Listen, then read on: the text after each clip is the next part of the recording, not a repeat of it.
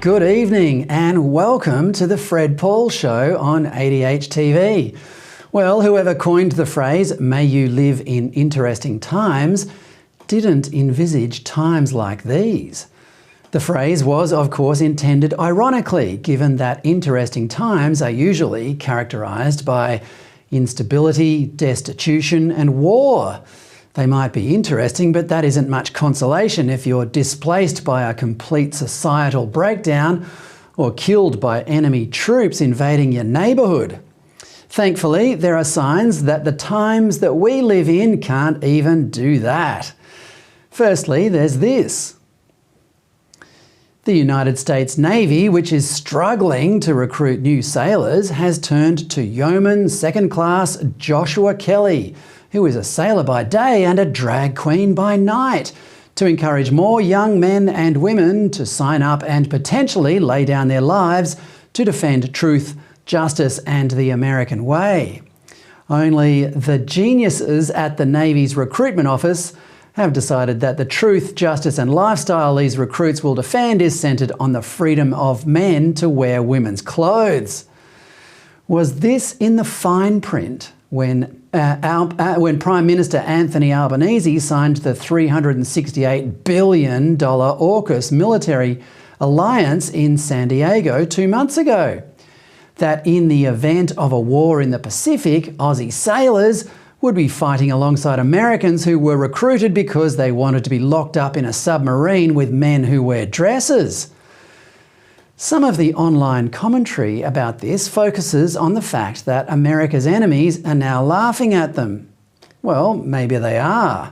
Or maybe we should be laughing at them. Check this new development from the increasingly comical world of international military conflict. It's footage of what the Kremlin calls an assassination attempt on President Vladimir Putin by Ukrainian agents in Moscow last night. In the age of precision strikes, high-tech weaponry and even the assassination of former KGB spies using tea laced with polonium, as Russia did with Alexander Litvinenko in London in 2006, we are expected to believe that this is a serious attempt on the life of the Russian president. If the first casualty of war is the truth, then the second casualty is the technological prowess of assassins. Ukraine has responded by saying they aren't interested in fighting anywhere except on the territorial battlefield, which would be believable if they hadn't accidentally bombed Poland last year, blamed it on Russia and told the West to launch nukes to teach Russia a lesson. The only way we can hope to understand this drone hitting the roof of the Kremlin is to work out who might have benefited from it. It's difficult to believe Ukraine would launch such an inept attack. So that only leaves Russia. Could it be that Putin wants a reason to escalate? This might not be true, given that Russia has already lost maybe 200,000 young men in this conflict.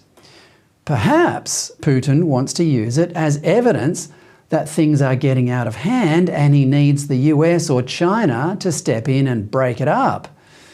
Well, we can only hope that is true. Surely all of us, including us Australian taxpayers who have invested heavily in this proxy war, are now looking for a dignified exit from the quagmire.